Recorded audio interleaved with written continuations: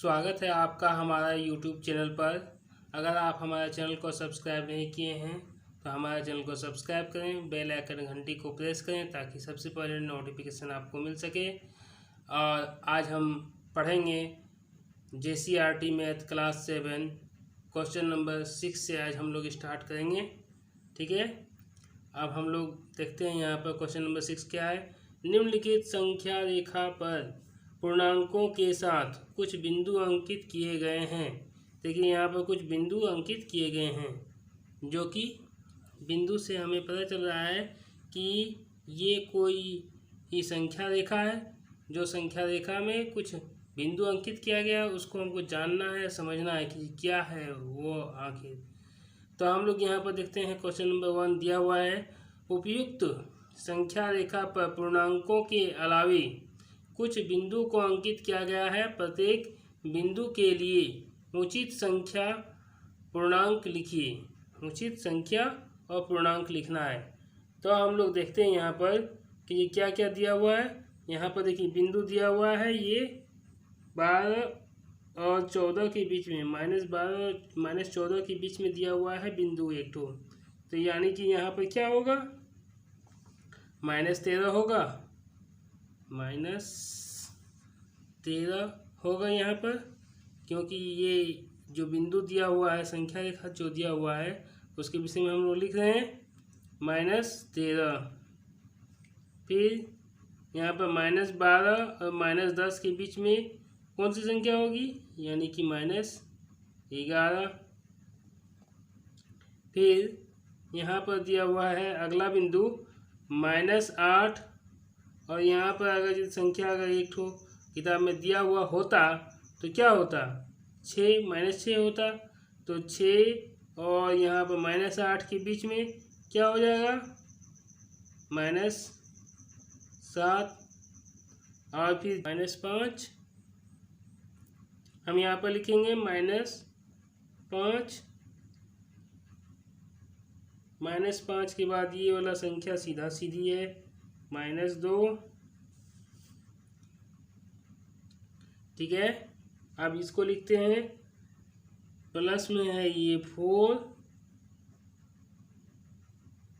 Plus में है ये 4, 5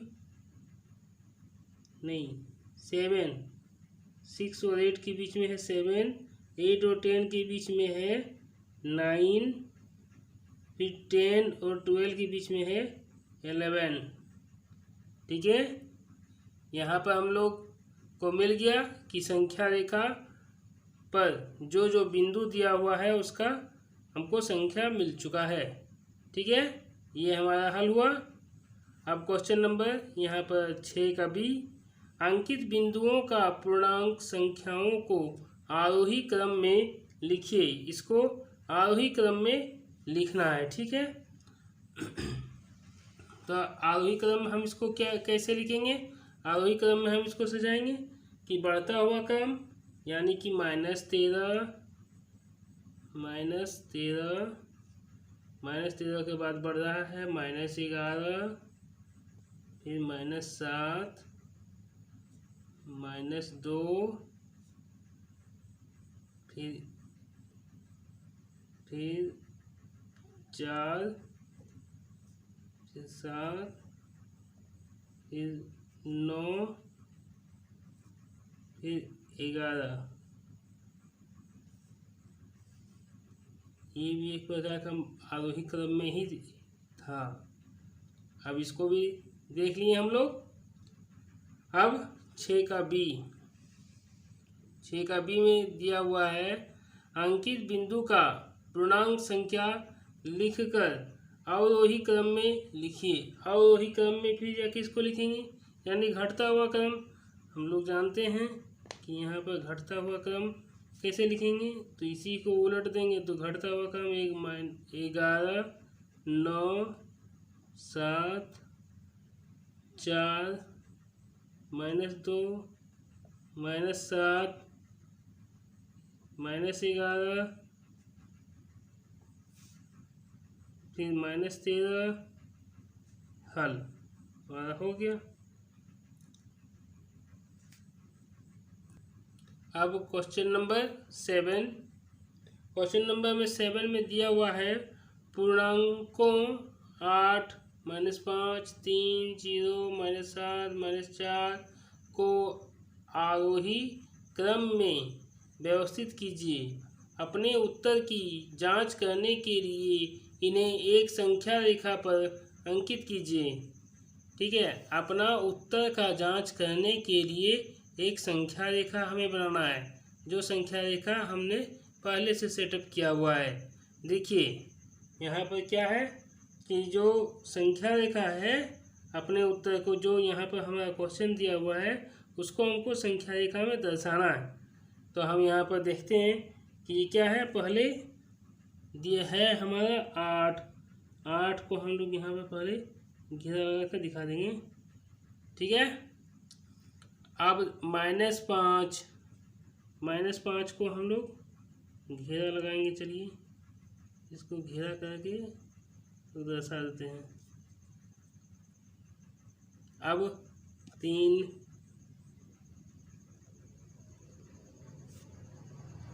3 के बाद 0, 0 हम लोग, उसके बाद -7,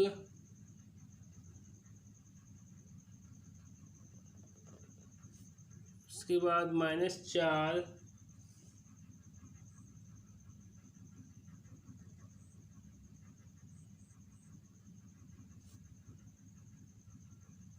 हो गया हमारा हल। यही हमको दर्शाना था, इसी को हमको चिन्हित करना था, देखना था, इसी को हमको अंकित करना था।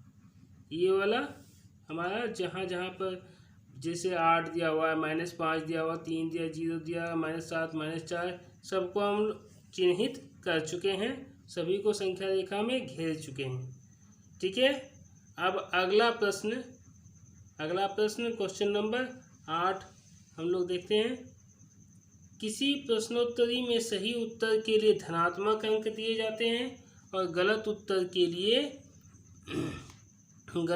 के लिए ऋणात्मक अंक दिए जाते हैं। यदि जांच उत्तरोत्तर चक्र में जेकी द्वारा प्राप्त किए गए अंक क्रमशः 15, -5, -10, 25 और 20 थे, तो बताइए अंत में उसके अंकों का योग कितना था। ठीक है, अब हम लोग इसको हम लोग हल करेंगे। हम लोग यहाँ लिखेंगे कि ये वाला हल है। जेकी द्वारा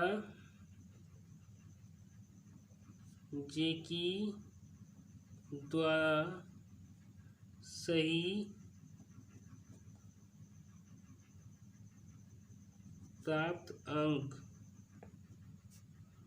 बराबर जेकी द्वारा सही प्राप्त अंक, वो जो सही प्राप्त अंक पा रहा है क्या है, -15, 15,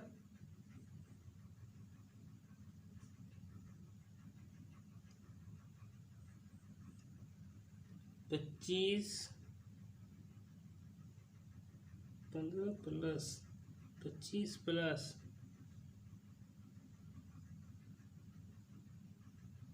20,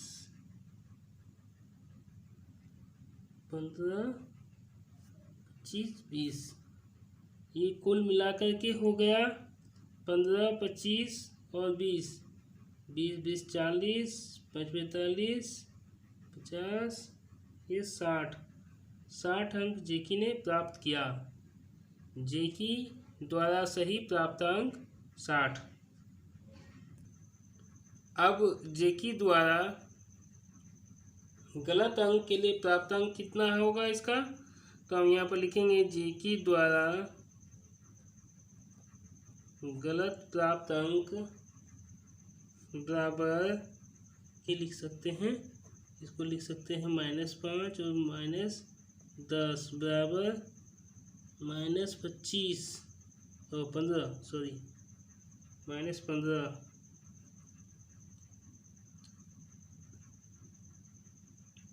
और अब इसके बाद लिखेंगे जांच उसका जो हो गया जांच द्वारा प्राप्त अंक, इसमें जो सही उत्तर और गलत उत्तर से जो बच रहा है, इनका उत्तर नंबर जो बच रहा है उसको हम लिखेंगे जांच द्वारा प्राप्त अंक। हम इसका क्या होगा लिखते हैं हम यहाँ, जांच द्वारा प्राप्त अंक बराबर 60 माइनस 15। ठीक है, 60 माइनस 15 बराबर 45 आंसर जीके ने प्राप्त किए। ठीक है, अब क्वेश्चन नंबर 9। रविवार को श्रीनगर का तापमान -5 डिग्री सेल्सियस था। सोमवार को तापमान 3 डिग्री सेल्सियस कम हो गया। ठीक है, -5 डिग्री से 3 डिग्री सेल्सियस कम हो जाता है। सोमवार को श्रीनगर का तापमान कितना था? मंगलवार को तापमान 2 डिग्री सेल्सियस बढ़ गया। मंगलवार को श्रीनगर का तापमान कितना था? बच्चों ज़रा ध्यान दीजिएगा, ये क्वेश्चन बार बार पूछा जाता है एग्जाम में। बार बार ये क्वेश्चन जब पूछा जाता है तो इसको ध्यान से हमें बनाना है और समझना है। क्या समझना है? इसमें थोड़ी सी बात को समझनी है। थोड़ी सी बात क्या है? जैसे देखिए, रविवार को श्रीनगर का तापमान -5 डिग्री सेल्सियस था। सोमवार को तापमान 3 डिग्री सेल्सियस कम हो गया। कम और 3 डिग्री सेल्सियस कम हो गया, मतलब समझिए कम, यानी कि फिर जाकर के ये माइनस में ही है, लेकिन किताब में लिखा नहीं है कि -3 डिग्री। जिस प्रकार से यहाँ पर -5 डिग्री सेल्सियस लिखा हुआ है, लेकिन यहाँ पर लिखा हुआ नहीं है। यहाँ पर केवल शब्द का उच्चारण, शब्द का अर्थ समझना है कि कम, -3 डिग्री सेल्सियस कम हो गया। इसी को हमको बनाना है। देखिए, हम यहाँ पर लिखते हैं सबसे पहले, रविवार को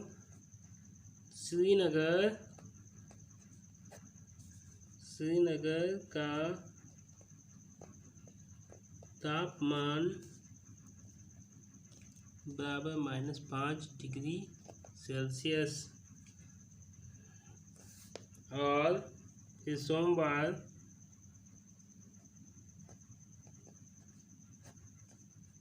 को श्रीनगर का तापमान बराबर -5 डिग्री सेल्सियस, और फिर जाकर के यहाँ पर 3 डिग्री सेल्सियस जो कम हमें बोल रहा है। ठीक है, अब यहाँ पर हम लिखेंगे मंगलवार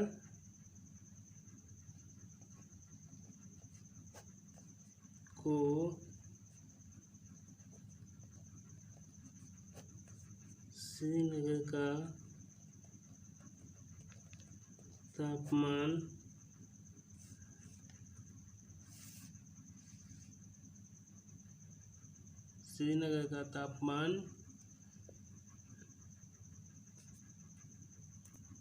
ठीक है, मंगलवार को श्रीनगर का तापमान बराबर क्या लिखेंगे हम यहाँ पर?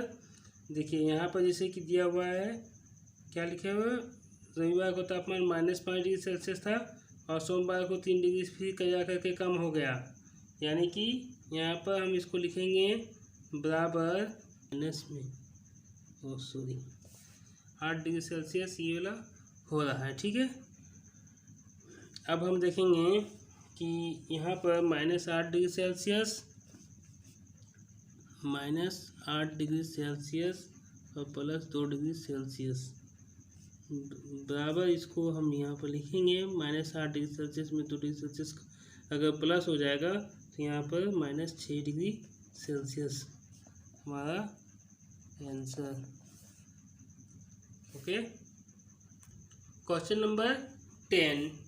क्वेश्चन नंबर 10 में क्या दिया हुआ है, हम यहाँ पर देखेंगे कि क्वेश्चन नंबर 10 में दिया हुआ है मनोज अपने बैंक खाते में 5,000 जमा कराता है और अगले दिन इनमें से 2,674 रुपया निकाल लेता है। यदि खाते में से निकाली गई राशि को धनात्मक संख्या से निरूपित किया जाता है तो खाते में जमा की गई राशि को आप कैसे निरूपित करेंगे। निकासी के बाद मनोज के खाते की राशि शेष राशि ज्ञात कीजिए। हम लोग यहाँ पर देखेंगे कि मनोज अपना खाता में पहला दिन क्या करता है, पैसा जमा करता है। तो हम यहाँ पर लिखेंगे हाल में खाते में जमा की गई राशि को हम धनात्मक संख्या से निरूपित करेंगे। ठीक है, और यहाँ पर लिखेंगे निकासी के बाद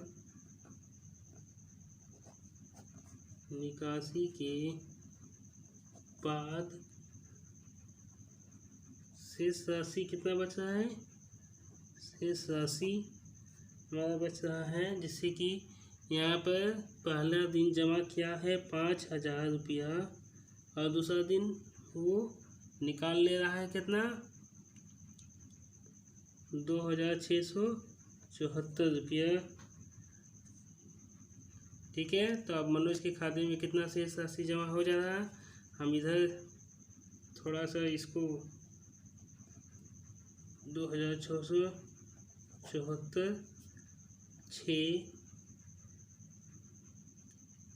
2 यहाँ पर बच रहा है 3, तो यहाँ पर हमारा आंसर मिल रहा है 2,326 रुपया मनोज के खाते में अभी भी शेष है उत्तर। ठीक है, क्वेश्चन नंबर 11 में दिया हुआ है सीमा बिंदु ए से पूर्व की ओर बिंदु बी तक 20 किलोमीटर की दूरी तय करती है। उसी सड़क के अनुदिश बिंदु बी से वह 35 किलोमीटर की दूरी पश्चिम की ओर तय करती है। यदि पूर्व की ओर तय की गई दूरी को धनात्मक पूर्णांक से निरूपित किया जाता है तो पश्चिम की ओर तय की गई दूरी को आप कैसे निरूपित करेंगे। बिंदु ए से उसकी अंतिम स्थिति को किस पूर्णांक से निरूपित करेंगे। चलिए हम लोग यहाँ पर आगे देखते हैं। आगे इसको हम एक संख्या रेखा जैसा ही एक पथ से हम लोग एक पथ बनाते हैं। मान लीजिए कि ये एक प्रकार का पथ है। ठीक है, अब इस पथ में ये हम मान लेते हैं ए है और ये बी मान लेते हैं। चलिए सीमा यहाँ से यहाँ की दूरी तय की, मान लिए 20 किलोमीटर। यहाँ पर हमको बताया गया है कि सीमा बिंदु ए से पूर्व की ओर, इसको पूर्व हम लोग मान लेते हैं पूर्व, और इसको पश्चिम मान लेते हैं, बी को पश्चिम मान लेते हैं।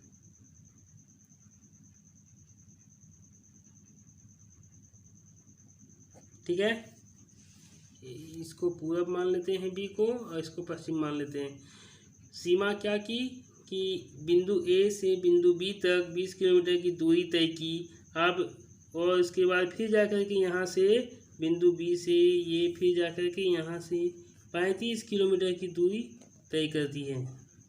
ठीक है, इसको 35 किलोमीटर की बिंदु दूरी उन्होंने तय कर दी है। बिंदु बी से पश्चिम की ओर 35 किलोमीटर की दूरी तय करती है। अब हमें यहाँ पर देखने वाली बात है कि यहाँ पर एक क्वेश्चन और है कि क्या कह रहा है कि ये कह रहा है यहाँ पर कि तय की गई दूरी को आप कैसे निरूपित करेंगे। ठीक है, तय की गई दूरी को कैसे आप निरूपित करेंगे। तो हम यहाँ पर लिखेंगे पश्चिम की ओर तय की गई दूरी को हम